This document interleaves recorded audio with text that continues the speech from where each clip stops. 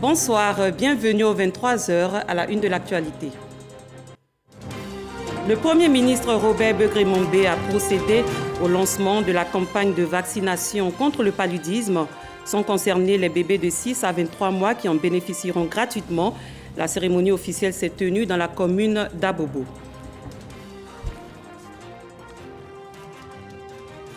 En ligne, tous responsables, c'est une autre campagne. Elle a été lancée par le ministre de la Communication, Amadou Koulibaly, dans les communes de Koumassi et d'Adjamé. Une campagne pour sensibiliser les populations à l'esprit critique face aux informations sur les réseaux sociaux. Le nouveau roi du peuple baoulé, Sa Majesté Nana Kwaku Dje II, a été présenté officiellement aux têtes couronnées du département de Sakassou. Des têtes couronnées venues lui faire allégeance et se mettre à sa disposition. La vaccination contre le paludisme, l'une des premières causes de consultation médicale en Côte d'Ivoire, fait désormais partie du programme national de vaccination. Ainsi, les bébés de 6 à 23 mois vont être vaccinés gratuitement dans les districts sanitaires du pays. Le défi reste celui de la sensibilisation et la vulgarisation de ce nouvel outil sanitaire. Un appel réitéré par le chef du gouvernement, le Premier ministre Robert Begré-Mombé, lors de la cérémonie officielle de lancement de cette campagne qui s'est déroulée à la place Ahmed Bakayoko de la mairie d'Abobo. Franck Wadio. Une dose de vaccin pour ce nourrisson en présence du chef de gouvernement. C'est le lancement officiel de la campagne nationale de vaccination contre le paludisme. La place Ahmed Bakayoko d'Abobo, pour l'occasion, est investie par les populations. Premier satisfait, les partenaires techniques et financiers, l'OMS, l'Alliance Gavi, l'UNICEF ou encore les États-Unis. Ici en Côte d'Ivoire, à travers le Fonds mondial contre le sida, tuberculose et paludisme et l'initiative présidentielle de lutte contre le paludisme, les États-Unis ont investi plus de 375 millions de dollars de plus pour combattre le paludisme. La décision salutaire du gouvernement de la Côte d'Ivoire d'introduire le vaccin antipaludique dans le programme élargi de vaccination de routine est une preuve de votre engagement que je voudrais saluer ici. La mobilisation des collectivités est donc souhaitée pour une vaccination suivie des enfants de 6 à 23 mois. Au nom de Kandia Kamara, maire d'Abobo, son représentant passe le message.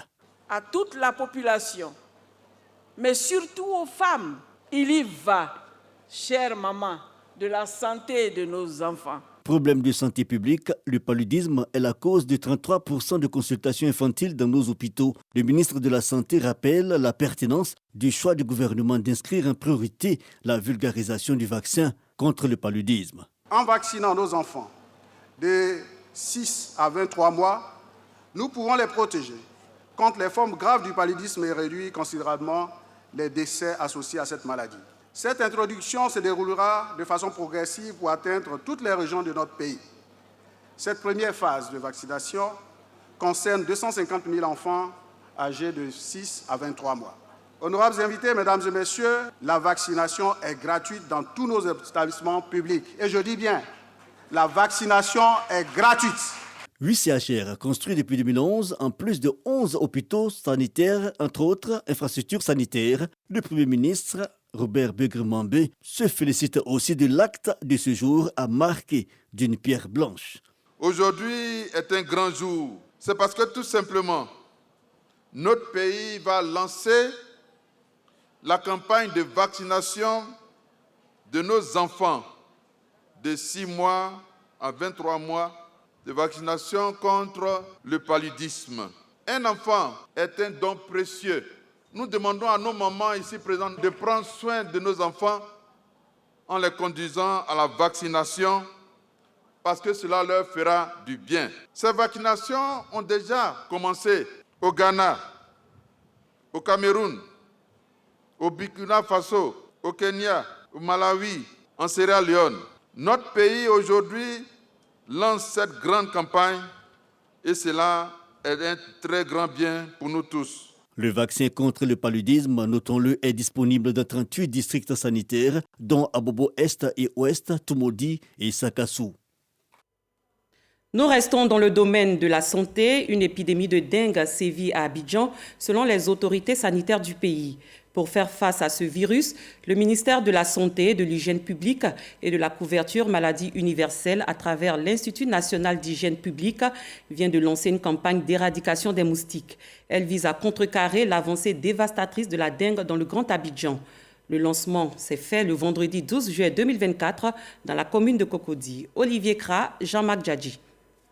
Sensibiliser l'ensemble des parties prenantes afin de susciter leur engagement dans la lutte contre la prolifération de la dengue. Tel est l'essentiel du message qui ressort de cette opération de démoustication. Depuis un certain temps, nous avons constaté que le nombre de cas de dengue en Côte d'Ivoire et notamment à Abidjan s'élève. Le ministère de la Santé a pris des dispositions pour que les cas de dengue qui sont dépistés dans nos hôpitaux puissent être traités gratuitement par notre système de soins. Sachant que la période de pluie est une période urgente de cas de dengue, le ministère de la Santé, de l'Hygiène publique, de la couverture maladie universelle a donc sillonné un certain nombre de communes dans lesquelles on a trouvé que la densité de moustiques était élevée. Et donc, nous avons engagé des opérations de lutte antivectorielle, notamment la démoustication et aussi la reconnaissance des gîtes dans les foyers pour pouvoir les éliminer. Selon les études réalisées par le ministère de la Santé, 60% des cas proviennent de la commune de Cocody. Occasion pour les riverains de saluer ce projet qui vient contribuer à leur bien-être. Dans ma cité, ici, on a déploré 3 cas. Ils ont aménagé ailleurs. Donc, c'est vraiment à juste raison que cette campagne nous va droit au cœur pour que nous puissions être sérénisés. Cette campagne s'inscrit dans la continuité des efforts entrepris lors de la dernière opération de démoustication en date du 20 juillet 2023. Cette initiative se déploiera durant 2 semaines dans le district d'Abidjan. Outre la France, la célébration du 14 juillet a également eu lieu à Abidjan. Ce dimanche, plus de 4000 personnes ont pris part à ces festivités.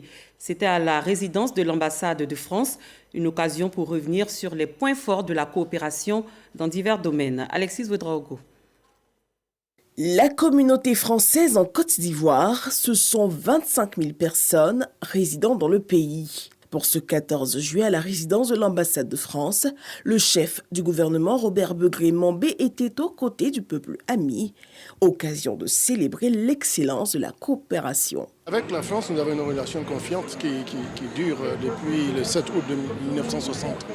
Et notre devoir, sous la direction du président Alassane Ouattara, c'est de faire en sorte que cette amitié perdure et se densifie davantage. Jean-Christophe Béliard se félicite des progrès importants réalisés dans le pays, notamment le succès de la CAN. Aujourd'hui, la soirée du 14 juillet, elle est sur le symbole du sport. La Côte d'Ivoire vient d'organiser une CAN magnifique et la France organise dans maintenant 12 jours les Jeux Olympiques. J'espère que la France réussira les Jeux Olympiques de la même façon que la Côte d'Ivoire a réussi une CAN exceptionnelle en termes d'organisation, mais aussi en termes de résultats. Un bal poussière a enflammé l'ambassade pour célébrer la fraternité entre les deux pays. Dans la page politique, le Rassemblement des oufouettistes pour la démocratie et la paix s'apprête à former ses militants. 250 formateurs vont investir les différents départements politiques que compte le RHDP. Ce lundi, ils ont reçu leur parchemin lors d'une cérémonie marquant le lancement officiel de cette session de formation. Moussa Konaté. Après un renforcement de capacité le 25 juin dernier, les formateurs du RHDP reçoivent leur parchemin. Ils ont ainsi le quitus pour aller à l'assaut des militants de base. Pour gagner une élection, il faut enrôler sur la liste électorale d'abord. Donc nous allons demander à nos militants, d'abord, avec la discipline que nous allons les inculquer, pour aller se faire enrôler. Lors des élections locales et présidentielles, nous assistons à d'énormes pertes au niveau des voix. Nous allons leur apprendre comment bien voter, comment maîtriser le processus électoral. Et donc nous attendons ces formateurs avec impatience, avec tous les éléments de formation qu'ils viennent de recevoir, je pense que nous serons beaucoup plus efficaces sur le terrain. Des militants bien formés en vue de renforcer l'efficacité du RHDP sur le terrain politique. C'est l'objectif de cette session de formation. Comme une armée, le parti politique a besoin de troupes bien formées, d'un commandement efficace et d'une discipline rigoureuse.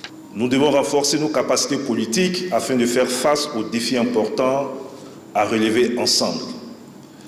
Les modules proposés permettent de renforcer la compréhension de l'idéologie du RHDP, l'importance de la discipline au sein du parti et surtout de s'approprier les acquis de la gouvernance du RHDP depuis 2011.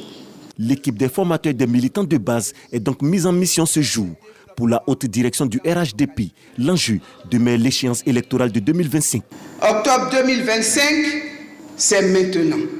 Le déploiement de ce programme de formation à l'échelle nationale est pour nous un véritable challenge pour renforcer l'action et l'efficacité de nos coordinations régionales et de nos départements politiques.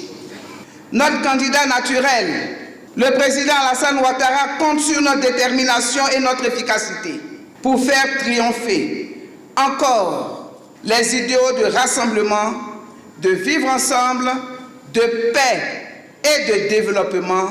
Au total, 250 formateurs vont investir les 350 départements politiques que compte le RHDP sur le territoire national. Toujours en politique, à la tête du mouvement des forces d'avenir, Anaki Kobena a appelé les partis de l'opposition à coordonner leurs actions en vue des futures batailles électorales. Face à la presse, le président du MFA a souligné la nécessité de l'amélioration du système électoral. Souleymane Donisongou. C'est le tout premier point de presse du mouvement des forces d'avenir, MFA, 15 mois avant les présidentielles de 2025. Président du parti, Innocent Anaki Kobena, formulant des recommandations pour le bon déroulement du processus électoral, lance un appel aux partis politiques de l'opposition. Le plus important est que toutes les forces, que ce soit les partis politiques ou les organisations de la société civile, coordonnent leurs actions, s'unir et regrouper nos efforts pour se consacrer à ces élections de la présidentielle de 2025. C'est une occasion unique pour la Côte d'Ivoire de marquer une rupture et de repartir. Au terme des échanges avec les journalistes, le président du MFA a souligné la nécessité de l'existence d'un cadre d'échange permanent entre acteurs politiques pour élever les défis des prochaines présidentielles. La commission électorale indépendante sensibilise les populations à des élections apaisées en 2025. La CEI sillonne dans les 31 régions du pays à la rencontre des populations. Cette semaine, elle s'est rendue dans la région de la Bagoué. Objectif, instruire les leaders de la société civile sur le processus électoral et les mettre en mission. Siekwasi. Les thématiques traitées au cours de cette séance de travail portent sur le processus électoral, du statut d'électeur au scrutin. La CEI veut voir l'adhésion, le rassemblement de tous les citoyens ivoiriens autour de ces élections. Il faut que chaque citoyen se sente concerné par la matière électorale. À commencer par la révision des listes électorales qui va commencer bientôt, en fin septembre. Et donc nous demandons à tous les citoyens de venir se soumettre à cette révision. Toute élection suscite beaucoup de passion, beaucoup de questions posées et satisfaites. Ils ont dit que les gens ils vont au champ, ils ne votent pas. On va essayer de leur dire prochainement, il n'a qu'à rester au village pour voter. Ce que le superviseur nous a dit, vraiment on va essayer de dire ça à la population. Parce que si on vient te former, tu dois rendre compte. Je résidais à Daloa, je suis maintenant à Boundiali. C'est un devoir pour moi de remettre la liste à jour en me faisant déclarer sur un lieu qui est plus proche de mon lieu d'habitation pour pouvoir prendre part aux élections prochaines en 2025. Nous avons été édifiés sur le processus du contentieux électoral, sur la nécessité d'une élection sans violence. Donc nous devrons vraiment être l'exemple pour la société. Après la Bagoué, la mission dans le district autonome des Savanes s'est achevée à Korogo, dans la région du Poro. Le ministre de la Communication, Amadou Coulibaly, a lancé ce lundi dans les communes de Koumassi et d'Adjamé la campagne de sensibilisation dénommée En ligne, tous responsables. Une initiative pour sensibiliser les populations à l'esprit critique, les bons comportements sur les réseaux sociaux et la vigilance face aux informations sur le digital. Jean-Marc Djadji. La campagne de sensibilisation En ligne, tous responsables, dépose ses valises dans les communes de Koumassi et d'Adjamé. Ensemble, les acteurs des médias disent « Stop aux sorciers numériques ». Le ministre de la Communication, Amadou Coulibaly, en tête de délégation, instruit ses populations sur les risques liés à l'utilisation des médias sociaux, les textes réglementaires, les bons comportements à adopter et la vigilance face à la désinformation. Il était important de sensibiliser les usagers, de leur donner la résilience nécessaire pour que non seulement ils ne produisent pas de fausses informations en prenant conscience des risques que cela constitue pour le pays, mais également pour eux-mêmes parce qu'ils peuvent être poursuivis par la loi. Lancée depuis le lundi 24 juin 2024 par le Premier ministre Begré Mambé, cette sensibilisation est à sa phase pilote et opérationnelle. Cette phase pilote a permis de toucher une vingtaine de villes.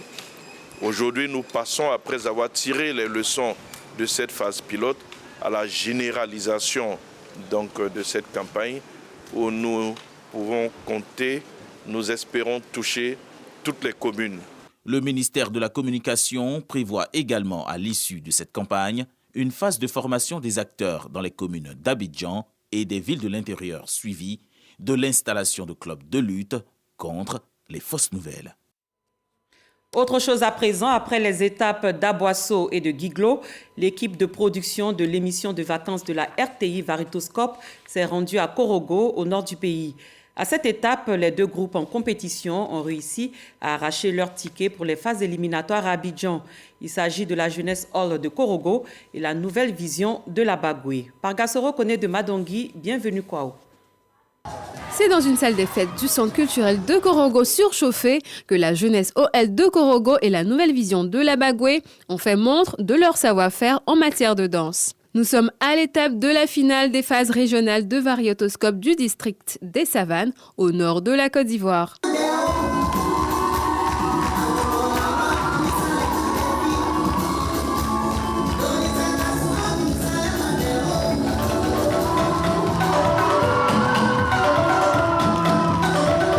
À l'issue des prestations et de la délibération du jury, la Jeunesse OL de Korogo a occupé la première place, suivie de la Nouvelle Vision de la Bagoué.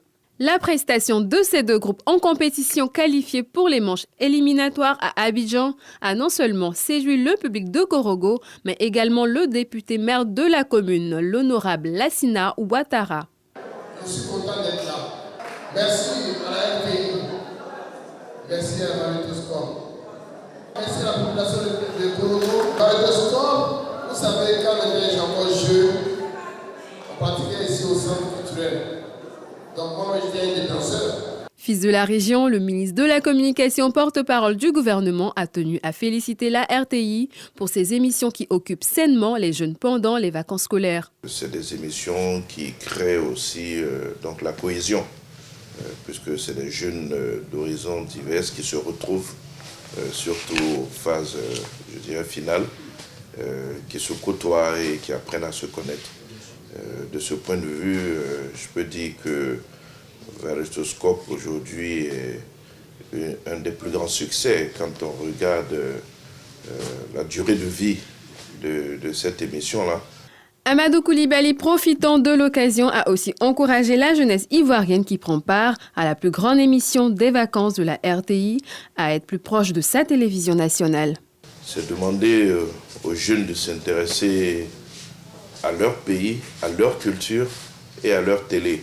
Leur télé qui développe donc des programmes à leur attention, des programmes qui permettent donc de les occuper, qui sont certes ludiques, mais qui ont aussi une très forte valeur ajoutée, donc le brassage et une connaissance plus accrue de leur pays.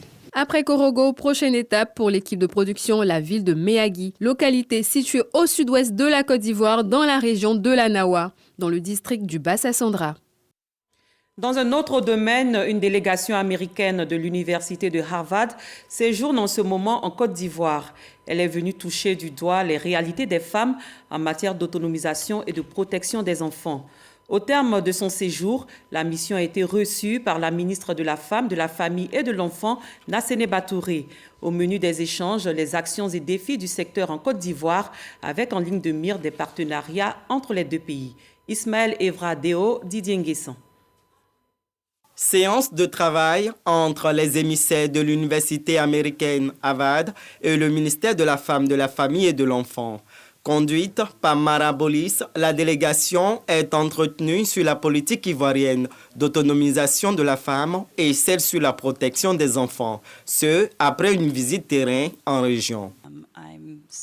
J'ai été très inspirée par le travail du président, son Excellence Alassane Ouattara, à travers lui par Madame la ministre, qui rend bien ses directives et ses objectifs, et aussi par cette décision centrale qui est bien répercutée au niveau régional dans la région de Lamé et dans la commune d'Adzopé. La ministre de la Femme, de la Famille et de l'Enfant, Nassene Batouré, se réjouit de l'intérêt porté par cette université à la Côte d'Ivoire. Nous sommes contents qu'une grande institution comme celle de Harvard est allée d'elle-même sur le terrain, en région, dans les départements, pour toucher les réalités et revenir convaincus, nous dire que nous travaillons bien et les femmes ivoiriennes se portent bien et le président de la République, son Excellence Alassane Ouattara, continue de les garder au centre de sa politique nationale. En plus des réalités touchées par la mission universitaire, cette visite a pour finalité de nouer des partenariats. La réduction des violences faites aux enfants de 46% entre 2016 et 2023 et de 28% sur les violences basées sur le genre sont des arguments qui pourraient sceller l'accord. La ministre de la Cohésion nationale, de la Solidarité et de la lutte contre la pauvreté s'est rendue à Mans, région du Tonkoui. Miss Belmondo Dogo est venue apporter le soutien et la compassion du président de la République, Alassane Ouattara, aux familles sinistrées à la suite d'un accident survenu sur l'axe Mans-Biancouma dans le mois de juin, faisant plusieurs victimes et une tornade qui a impacté négativement plusieurs ménages. Dans le mois de mars, elle a fait des dons vivres et non-vivres en présence de plusieurs personnalités et chefs traditionnels de la région du Tonkoui. Chris Diomandé, Jean-Marc Djadji. 200 sacs de riz, 60 cartons composés d'huile et de tomates, 150 nattes, 500 sacs de ciment, 1000 feuilles de tôle et du numéraire. Voici les dons du gouvernement ivoirien pour apporter soutien et réconfort aux familles des victimes d'un accident survenu sur l'axe Mans-Biancouma dans le mois de juin et d'une tornade dans le mois de mars. Je tiens à exprimer ma profonde gratitude envers le gouvernement pour sa générosité et son soutien inconditionnel aux populations sinistrées de la région du Tonkoui. Les parents me chargent de vous dire de transmettre nos remerciements au président Alassane Ouattara et à tout son gouvernement. Le ministre de l'Intérieur et de la Sécurité, cadre de la région du Tonkoui, réaffirme l'engagement du gouvernement à faire du bien-être des populations sa priorité. Tous les cadres de la région prennent la parole pour dire merci. Et sincèrement merci à un homme qui marque notre pays, qui continue de le marquer, son Excellence Alassane Ouattara. Un homme pour qui nous devons avoir chaque instant des mots de reconnaissance, des mots de gratitude. Mais parce que c'est lui qui nous met en mission. Et malgré les occupations qui sont les siennes, dont nous n'ignorerons pas la profondeur et la portée, ce monsieur est dans les détails.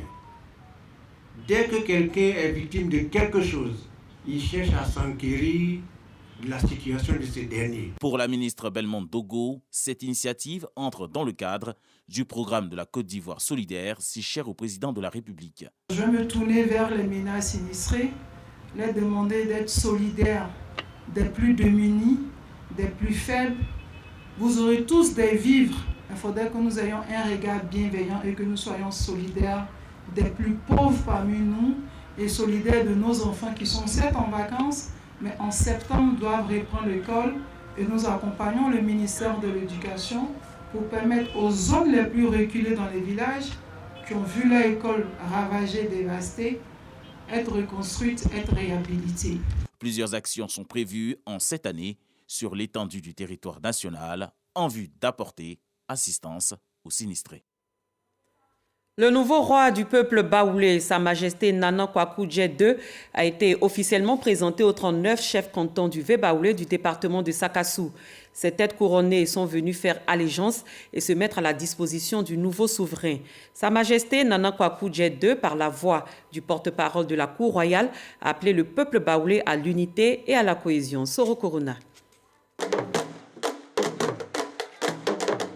Cour royale de Sakassou, par ses gestes de salutation et d'inclinaison, les 35 chefs des cantons du V-Baoulé, les chefs des tribus et les 72 chefs des villages du canton Walebo font allégeance à Sa Majesté Nana Kwaku Djet II, nouveau souverain du peuple baoulé. Nous, chefs de canton du royaume baoulé, déclarons par la présente faire allégeance à Sa Majesté Nana Kwaku Djet II, 14e roi du royaume baoulé. Aussi, faisons-nous le serment ce jour devant les mânes de nos ancêtres, d'être les fidèles et loyaux porte-cannes dans nos cantons respectifs. Nous invitons les filles et fils du canton Walebo de Sakassou, toutes tendances politiques et religieuses confondues, à ne reconnaître que pour seul roi du royaume baoulé, Sa Majesté Nana Kwaku Djet II. Le 14e roi des Baoulés dans l'ordre de succession, par la voix de son porte-parole, exhorte les chefs des cantons et des tribus de l'accompagner dans sa mission, celle de rassembler les filles et fils du royaume baoulé. Les chefs des cantons, des tribus et de villages s'engagent à soutenir Nana Kwaku Djet II dans sa tâche de promotion des valeurs de paix, de cohésion et d'unité. Nana Kwaku Djet II, qu'il puisse réunir tout le peuple baoulé.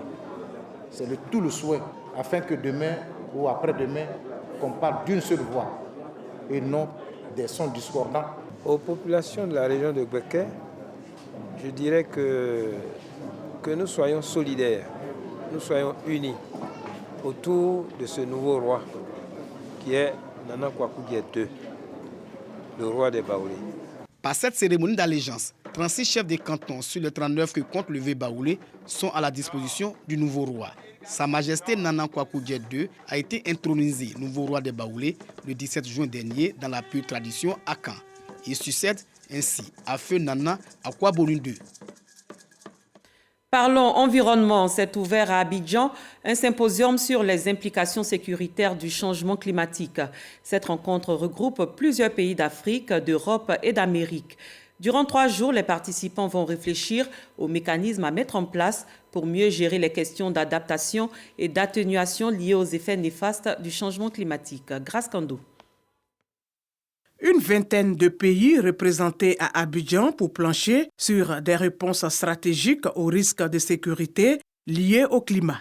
La rencontre réunit de hauts représentants des armées africaines, de diplomates ainsi que des institutions internationales, ce dans le cadre d'un symposium.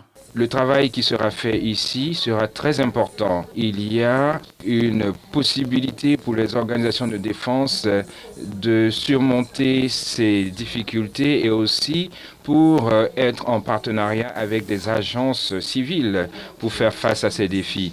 Ce symposium sur les implications sécuritaires du changement climatique est une initiative du commandement des États-Unis pour l'Afrique en partenariat avec les forces armées de Côte d'Ivoire. Au niveau mondial aujourd'hui, il faudrait qu'il y ait une prise de conscience pour voir concrètement quelles sont les actions qui peuvent être menées en ce qui concerne les forces de défense et de sécurité pour aller au secours des populations quand il y a des inondations, quand il y a des sécheresses, il y a des déplacements de population, il y a l'insécurité alimentaire et tout cela peut venir aggraver les problèmes sécuritaires.